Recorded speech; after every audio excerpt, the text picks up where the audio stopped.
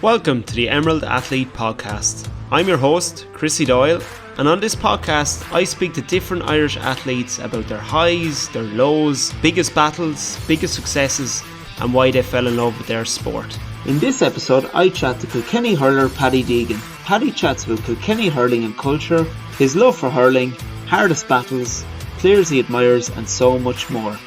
Please note for this episode we had some audio difficulties. Make sure you have your volume up. Now to Paddy Deegan. Paddy, how are you? You're very welcome to the podcast. No, thanks a million. Thanks for having me. What's the crack? How are you keeping? All good now, yeah. All good. Just finished work there earlier on. Well, I'm teaching, so a lot of lads will say I have it handy. So, yeah. You're lucky. I'm teaching as well, so I won't give you any hardship. But I'm sure we've similar friends or whatever that will give us plenty of hardship about it. So we give each other hardship. Absolutely. How's the hurling going? You're doing well at the moment. Good, yeah. We're kind of at the end of the league kind of stage of Kilkenny at the moment, and I think it's different in Kilkenny to most counties. That there's a lot of emphasis on the league. So we finished top of our group, which put us into a league final, and we got a bye from the first round as well. So we're straight into a quarter final then as well. So we're not going too bad, but there'll be a few tough games coming up now soon. Yeah, and who are you likely to face, or is it too early to say, Paddy? Would you even know, or who's... Too early to say. We're in a league final now Sunday against Thomastown, but right. In terms of championship, there's first rounds on this weekend, and that'll determine then what way the quarterfinals it will kind of end up. So we won't have an idea until after this weekend. Right. And you know the way you say, because I know in Wexford as well, the league has taken kind of half serious, let's say, and the same for other counties. Like, would it be a big kind of celebration, even win the league? Like, it's a big thing. It's a nice start to the collection, kind of. It is a reward for kind of doing well in the league, and then you have while there's the first round on with everyone else, you're kind of just fill in nearly a weekend for the two teams or the four teams, because there's a shield final as well. So the top two teams in each group, two groups of six, will end up in a league final or a shield final, and they get a bye into the quarter final. No, it won't be something that you'd be going mad celebrating now. Yeah, wouldn't be going save it for championship anyway. Exactly. The bigger games to come. Yeah, because I do see the odd clips. I've seen one of TJ and Owen Cody there recently, and it just looks like Championship Kilkenny is really kind of ferocious too, and it's really intense, and you really have to be on the ball for it as well. Yeah, no, absolutely. And I think the thing about it is there's a good few teams that are capable of winning it as well. Like, I know Ballyhale there a couple of years ago, that was kind of, they were going for 4 and 5 in a row, but I think once that was disrupted, there's been more of a kind of an open playing field. We won it 2 years ago, and Thomastown won it last year, and it's fair game this year again. So yeah, no, we're looking forward to it. Unreal. And would you notice, Paddy, when you're playing, because I always feel within counties this is kind of really nice thing to see and important, would you see like many like unreal club hurlers who are just not on the Kilkenny panel, let's say, but it comes to club championship and you're looking at these lads and they're absolutely deadly, but they're not on the panel or whatever at the minute, but they're playing super during the championship and stuff? Would you spot many of those? Yeah, there's always a handful, like, you know, and it's the same in any county. Like, you'd always see the odd lad who's lighting it up, like you know yourself as well. To be lads kind of that you would have known were good anyway, but maybe it's not in their interest, pushed on a bit further, and like that's fine. Well, like, you know, everyone has their own views on it. Yeah, and I just think it's lovely sometimes, because everyone goes and they're talking about the main county lad, but I think it's nice sometimes just to see a lad pop up who's a club hurler and just like play out of his skin and just, you know, score a few points or clean up a few balls in the backs. It's always like kind of a nice thing to see. You know. Yeah. Paddy, talk to me about growing up playing for O'Loughlin Gales. Obviously it's your home club. It was great community spirit, lovely kind of growing up and playing for O'Loughlin Gales. Yeah, no, great. Like, I'm only a stone's throw away from the clubhouse itself, like across the field. So it was fairly close when I was growing up. Yeah, no, my family was heavily involved. I've 5 older sisters, and they would have all played camogie for O'Loughlin's, and my dad would have played junior hurling because we were a junior club back then. It's not that old of a club. Like, we only celebrated 50 years there recently. Unreal. He would have hurled junior. He would have been on that team that got promoted. It was back to back. They won a junior and then an intermediate then the year after, and we've been seniors since then. Unbelievable. Geez, that's a great achievement to kind of go up like that, because you've kind of not that you've earned it almost. You can show that the club has progressed so well. That's unreal. Yeah, and look, like it's progressed some amount even in the last kind of 5-10 years. Well, like there's big emphasis on youth come through, and there's big works going on in the club at the moment. There's wall ball and stuff around it. That CWC crowd from Wexford are doing it there. They seem to be all over the country. They're everywhere, and I see the adverts as well, non-stop, some business. Yeah. So there's good development there, and there's a massive effort going into the younger crowd in the club, which is great. Yeah, and when you were, because you say you're a stone throw away then, Paddy, would you have been popping over to the pitch with a hurl since you were young, and just, that would have been the routine, and just, poking the ball away and stuff? Oh yeah, like you would have been training every kind of Thursday and Sunday, and then for every other day, then you're just going over, because I suppose I had nothing to do really than go over and look around. I know when I was younger, then probably around 9 or 10, I was a bit heavier. I was heavier than everyone else. I wasn't moving too quick around the pitch, but I always loved it as well. So it wasn't until I was about 40, 50 that I started shedding the weight. Yeah. Growing into my body, you could say. But it was only around then that I kind of started making kind of and that. So yeah, I always enjoyed it, but it was just didn't come too easy.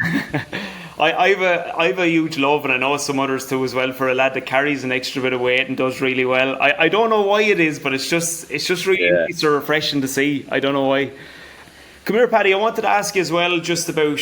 I'm always intrigued about this Kilkenny culture, because you see the hurls outside the church and stuff like that, and you know what I mean. And I listened to Moss O'Shea there a while ago talk about it in Kerry, that like it's just non-stop football, and I always consider it Kerry for football, let's say, and Kilkenny for hurling.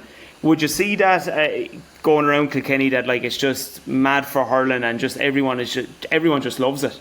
Yeah, look, I suppose the kind of history speaks for itself, Joe. Like they were so successful for so many years, and I suppose that probably played into the fact that so many young lads wanted to play for Kilkenny then, and you can probably see a similar trend in Kerry and stuff like that. So I suppose obviously we haven't been as successful in the last few years, but that culture is still there, where young lads are just obsessed with it, and I suppose it probably will always be there. I suppose Kilkenny will always be, I suppose, synonymous with being one of the greatest hurling counties in the country and in the world. So it's just, it's great that the culture is there, and hopefully over the next few years we can be successful again and carry on that kind of tradition for years to come. I think, look, it's obviously going to a new level every year, and I think it's going to keep going to different levels every year as well, yeah. Yeah, and it's just unreal, because hurling's got more tactical now, but it's just like everything is just so kind of precise, because I loved going back to the 90s, and lads would be on about it, and you get the clash of the ash, but like if you look at it, sometimes lads be driving balls everywhere, but now it's so precise. Everything is like 100% in the hand, touches 100% as well. Like it's just, the pure skill is just unbelievable. It's just absolutely crazy. Yeah, no, it is. Like it's a total different game. Like even we were watching, I think it was 2012 All Ireland or 2010 All Ireland. Like it's a total different game. Like you said, you used to just drive the ball from one end of the field to the other. Now it's so tactical. But then, like it's such an unpredictable sport as well, in terms of how fast it moves, and could make a mistake and all of a sudden the game turned on its head. Like so, it's still has that excitement. Yeah, it's not like soccer kind of where it's gone so tactical that it's nearly gone boring. But it's so fast and unpredictable that it's just really entertaining. Yeah. And how would you feel if you went back even to the early 2000s, driving the ball the length of the pitch? How would you have found it, do you think? Would you love just hitting the ball and launching? I'd say. ball and drive it as far as possible. But don't even look. Yeah, but actually, look, still an element to that as well, trying to get the ball as far away from the goal as possible. But like it's gone so tactical as well that you enjoy that though as well. Like, you enjoy learning and trying to stuff like that. So, yeah, no, it's good. Yeah, and just even not to bring it back to culture again, but who growing up for you, Paddy, was there any kind of Kilkenny hurler you were latched onto where you were like you just loved growing up? Yeah, I suppose like first of all, like, I would have spent a lot of time kind of in around O'Loughlin's senior team. Would have been Waterby and like I would have looked up to a lot of them kind of at the when I was younger, and was the two that were on the Kilkenny team at the time were Martin Comfort and Brian Hogan. They were kind of stalwarts at that stage, so they would have been the two. But like from other clubs, then you would have had the likes of JJ Lane, Welsh. Like, you couldn't think of any of them really. Michael Fenley there in midfield, like you had lads all over the place that you could pick from. So yeah, no, it was probably obviously the two O'Loughlin's lads, but like JJ and Tommy probably would have been two that I would have picked out, and obviously Michael Fenley later on as well. I actually lucky to play with him for as well. So yeah, no, it was great, kind of fun up and just watching them. Yeah, you were absolutely spoiled with choice as well. I'm even thinking back here the amount of Leinster finals I went to, and I was head in my hands watching some of the players you even mentioned, because it was just a bad day for Wexford. But even Brian Hogan, Martin Cunniford, the size of the men alone, the kind of the stature, I'd say, when they're even walking out onto the pitch, I'd say it's just intimidating as hell for anyone else. And even Michael Fenley is like just huge men. And sure, Tommy Welsh was smaller, but you probably felt like he was 6'4" when he was going out on the pitch as well. Like just animals completely. Yeah, no, absolutely. Like, and even like Hoagie and Brian Hogan and Gerta, like they're still in around the club. Like Gerta was over for 16 there the other day, and Brian is over 18, but they still have that bit of an aura kind of about them. Like, they still have that presence when they kind of walk in. It's kind of, get up and listen here now. But it's they gained that respect from what they did, how they conducted themselves, and it was, like you said, the culture that was probably created by Brian Cody. Like, all those players, they got that respect because they conducted the right way. Yeah, and even building on that, Paddy, when you were breaking through, let's say, to the Kilkenny panel, did you just sense there was like, I suppose, a culture of excellence, or just, did you feel like I needed to be on the ball and prove myself here, or did you just feel like it seamlessly kind of settled in? Because, it's different, I suppose, for different dressing rooms and different teams. Yeah, I kind of came the way that probably I came just around 2015. Yeah, and I kind of went through the route. I had to do kind of 2 years of kind of coming in and out of training and kind of making up numbers and stuff. So I probably got a bit of experience from that in terms of what was kind of expected, without too much pressure on myself either, because I wasn't on the actual panel itself. So when I suppose I got my chance in 2017, I kind of tried to grab it with both hands, but it was never a case of trying to be on the ball as much as possible or trying to be the best lad on the pitch. It was just Brian always kind of instilled it was all about the team. And, you're doing what's right for the team, you'll be on it. So yeah, no, he always instilled that in the players. Yeah, and could you see like that kind of like that work? Because even from watching on the TV, was it like work ethic was first, and you had to work hard before the hurling came in? Because I think I said it to you off air before this as well. Like when I hear Brian Cody, I can't help training sessions and think, sorry lads, I forgot to whistle in the car. Off you go there, ball is thrown in. Like, because that rumour always goes around. Was that kind of the case, or is that kind of just like a funny thing thrown around? Yeah, actually, look, it's kind of like any trends. It's kind of like any manager just wants to let it flow, and as much as possible, within reason. Not going to let lads tear the head off each other. And I think lads are, they're smart enough to realise that they're not going to get away with a match. But there was an element, the physicality was let go to a certain extent, and it just got lads ready for what they were going to experience. And if they were going to if you were able to make training harder than what the matches were going to be like, then you were going to put yourself in a good position going forward. But yeah, no, he would have been a tough man, alright, in the middle of the pitch. Yeah, but then people would have the argument, Paddy, as well, like they'd say, what you do in training, you'll do in a match. So if you were kind of bringing that intensity and work effort in training that he kind of facilitated, you could see it clearly in the match when Kilkenny were hurling as well, because it was just brought all the time. And as you say, if we're going to call it as it is, some games are probably much easier than the training sessions. And I know the Dublin footballers kind of said that a bit too. Sometimes the A and B game would nearly be as tough as the games. Yeah, look, the intensity I could see when I first went in with Brian Cody. There was a huge emphasis on performing in training, and in fairness, I know it's always said in teams and stuff, and it mightn't be the case that you'll earn your place and you'll be on the team if you're performing well. And I suppose that really was the case with Kilkenny. It was how you were playing. It was how you were playing with your club, how you were performing in training, how you were applying yourself, how you were looking after yourself outside of training, everything like that. So, and it's carried on the same with Derek there as well. Like, he's the same principles implemented, and lads enjoy that as well. Like, you like pushing yourself and pushing others to the absolute limit. And I suppose if you do that in training, then you'd be hoping that it would follow through into games as well. Yeah, unbelievable. I'd love to be a fly on the wall or see a bit of it, especially when it might get tasty, let's say. I'd love to be able to see it.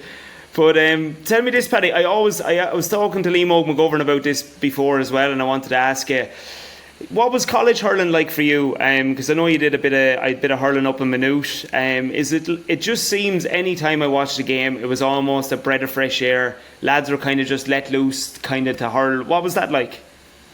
Yeah, it was good experience. Our freshers team ended up getting to a quarter final where we went out.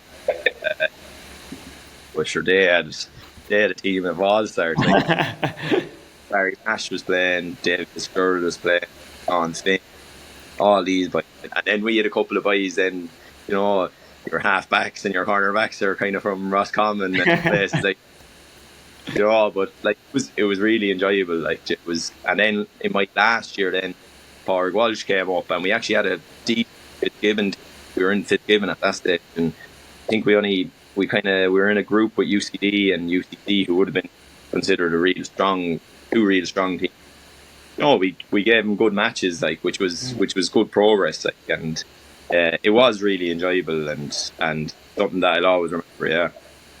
Yeah, I always kind of got that feel from it, like, and even I think it's funny, like, playing, because those lads from Roscommon, no offence to them, but like their chance to mark one of the All Stars or the great, that's their chance, you know what I mean? Even if it's a tough day, they can always go back and kind of say, look, I marked Ian Galvin or whoever it was as well, and probably got destroyed, but look, that's the reality of it. It'd be the same for me anyway. So it's just deadly players, like, What can you do? Yeah. Paddy, tell me, I wanted to ask you as well, because obviously you've marked so many great players and had so many great challenges. Is there any kind of player that stands out for you that you marked that you just thought, this lad is just, he's just brilliant? Yeah, there's a few, like, I've come up against some really, really good players, and I suppose their time might be 80, Aaron Clan in Temple Stadium. I don't think he scored a whole lot that day, but he could have had 2 or 3 goals if it wasn't for Owen Murphy. I still maintain and I still claim that Owen Murphy only got an All-Star that year because of me. But he, he's a handful. Like, and he, been consistent as well. It's not as if he's kind of come blowing hot and cold. Like, he's red hot most, 99% of the time. Yeah, no, it's crazy. And I always would look at backs like yourself, Paddy, and I almost think with an Aaron Gillan, he's so quick and his touch is so good in front, right? But he's such a good hand on him as well. It's like, what way do you even go about it? You know what I mean? Yeah. And that's how I got caught, George. I remember trying to play him from the front. High ball comes in, he means you in the air then, very few lads who've got better of him, and Hugh Lawler's probably one of them, and I suppose there's not too that'll get the better of Huey. No. He's kind of out there on his own. Yeah, no, you lot reading of the game and stuff is just so good too. And I don't know how he does it, because obviously he's a tall, big man, but you know the way some lads are cute, they'll kind of flick the hurl really quick and catch it. But you lot seems to be very good at kind of just wrapping it up and dealing with it too, you know. His hurling intelligence is, second to none. And would you consider then, having you around, would you consider him as one of the main leaders then on the team, even for the back line then, would you kind of look to you, Lawler, kind of as a leader around you? Oh, absolutely, yeah, no, yeah, he is, and sure, he's my club team there as well, leave Huey in there on his own, and there's hassle, he's kind of, you often do whatever you want, and he'll be grand, but he's probably, I don't know, he's up there with the best defenders I've seen. You just need to experience kind of playing with him to see how good he actually is. Yeah, no, I know. Well, I tell you, I've seen on the telly, I've seen enough, because when the half back line push out and you've got deadly forwards inside, but you have a man who still reads it and still can get out in front, I think it's a clear indication that he's just on the ball, just absolutely deadly. It's just because it looks easy for me watching it, probably having me dinner or whatever, but when you're on the pitch, it's a different story. Yeah. And Paddy, then just to go the other way, because I suppose I'm just curious as well, is there any kind of backs you'd look out for, I suppose backs union, that you'd look out for, and you think they're unreal at the game too, like a back that you'd probably look at and admire for their game as well? Sure. There's plenty to kind of admire, I suppose. Then I suppose from Kilkenny, Tommy Walsh goes under the radar, small bit, young Tommy. But he did the ACL there actually. Yes. For a few months, but probably out and out. You go one on one, not going to get too. Yeah. He's a really good defender, really good, and he probably goes under the radar a small bit. Yeah, no, and that happens to lads too, where they're kind of comfortably doing their job, but they don't kind of get that credit and merit. I always feel it's for a forward, and I'm not just saying it because you're a back, but you could do your job really tidy and just go under the radar, but a forward who gets a few scores always kind of gets the the limelight. You know yourself probably too well, unfortunately. That's very interesting to hear about that you choose Tommy Walsh as well. Two great Tommy Walshes. Think about it. Jesus, unreal. Just in terms of the S&C, Paddy, it just seems like every team is looking to get that extra edge, extra 1%. Players themselves and teams, just to get themselves over the line. Yeah, no, you can see kind of teams trying to get that edge kind of every year, and kind of Oh no, they're definitely. I feel like I blame the county lads coming back to the clubs, because I feel like the county lads come back to the clubs and feed all the information, and the managers are like this and saying, "Oh lads, we're going to do this bit extra now, and we have to get going." Obviously brilliant for the team, but I feel some of the club lads are probably raising their eyes up to heaven because all they have to do is go out and hurl. Well, do you know what? In saying that, if you have someone that's really good, definitely does stand to you. Excuse me, as well. And I feel like there's a lot of lads now probably love doing their own bit anyway. If you took someone out, they love going to the gym, getting their bit done, because they want to make sure on match day that they're, kind of ready to go. Yeah, and it's kind of the change in lifestyle now as well, isn't it? The last kind of 5 or 6 years, you probably see it over there as well. Probably gone crazy in terms of fitness. All that stuff, it's. I actually seen a lad the other day. I actually mentioned this on a podcast the other day with Abby Brophy, but there was a lad, I think it was on an Instagram reel or something, I seen him, and he had a big long spiel about how lads won't go for pints anymore, it's all about coffees, and you don't have to look after the body and all this, and fully going crazy, couldn't cope with the fact that lads are looking after themselves, and there's no pints anymore.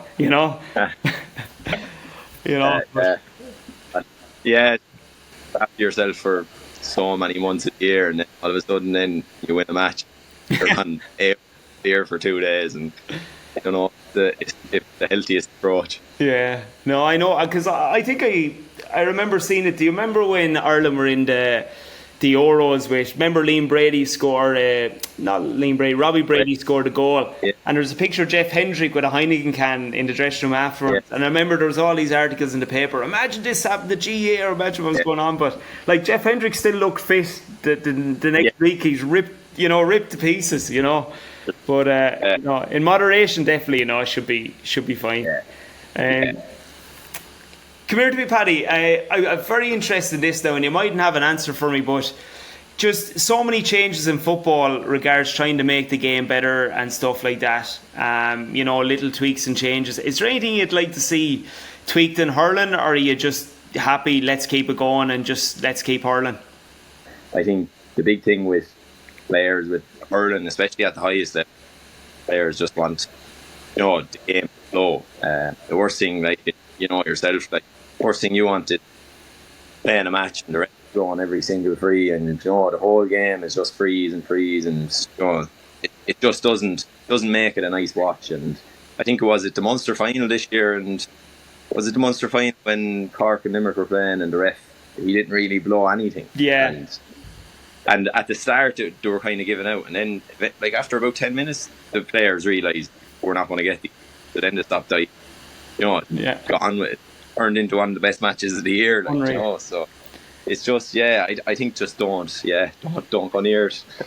And I'd love the refs to kind of get together, because I'm not sure what game it was, because there was one game where a ref was letting it go, and then a ref came in and he got whistle happy, and the game, he completely changed the game, completely. And I'm just thinking, if they got together and just said, lads, a bit of common sense, and just kind of just let the thing go, you know what I mean? Yeah. Fair to them, they are under pressure, but I just really feel if there was kind of a bit of communication with it, and they just even if they got that right, the game would just flow, and it'd be deadly. The only thing that it probably could possibly kill the game then would be hitting wides from distance, and after that, it'd be just kind of it'd be deadly. Yeah, absolutely. I know, Paddy, the expectation Kilkenny is always huge, but how do you think you're fixed moving forward? I don't think we're far away. There's room for improvement there as well. There's a lot of players, and there's a good age profile there at the moment. So look, we'll obviously over the next couple of years we'll give it another kind of stab. Obviously we'll be focusing on next year enough, and it's just I suppose the expectation is at the start of the year that you are going to win All Ireland. Yeah, no, I was thinking that was the kind of way, because I always I don't know why, I always think that Kerry play, let's say, the most pure football, and then I have Kilkenny as the most pure hurling, and I just think the mindset in the two counties just separates the rest. It's just, the expectation and the culture, and sure, that's, as you know yourself, that's just true winning from all the names you called out to me earlier. It's just, it's nearly, I would say, bred into you at this stage, I would say. Yeah, no, absolutely. Leinster final day, I don't know whether it's just the crowds are not picking up as much, I suppose, for Leinster final day in Croke Park. What would you, because Thurles always seems to bring that amazing atmosphere, let's say, on Munster final day. Would you be against playing against in Portlaoise or somewhere for a Leinster final, or going neutral and playing somewhere outside for, I suppose, a bigger atmosphere or a bigger occasion maybe? Yeah, no, look, I think obviously you love playing in Croke Park, Mud Park or Tullamore or Wexford Park even. If you were able to fill one of them, there was a couple of games we played around robin against Wexford, and the place jammed rafters, and it was electric. Yeah, struggled to get a ticket for that one, Paddy. To be honest with you, I was lining up outside Wexford Park for a long time. I tell you, it was stressful to be honest with you. Very stressful. Paddy, thanks very much for coming onto the podcast. It's been great to chat to you. Love watching you on the telly, of course, and I wish you all the best with O'Loughlin Gales. Hopefully you can get past Thomastown the weekend. No, please God. Thanks a million, Chrissy. Thanks for having me. Perfect. Thanks, Paddy. Thanks for listening to the Emerald Athlete podcast. If you enjoyed the episode, make sure to leave a review, and don't forget to check out our Instagram page, the Emerald Athlete Podcast.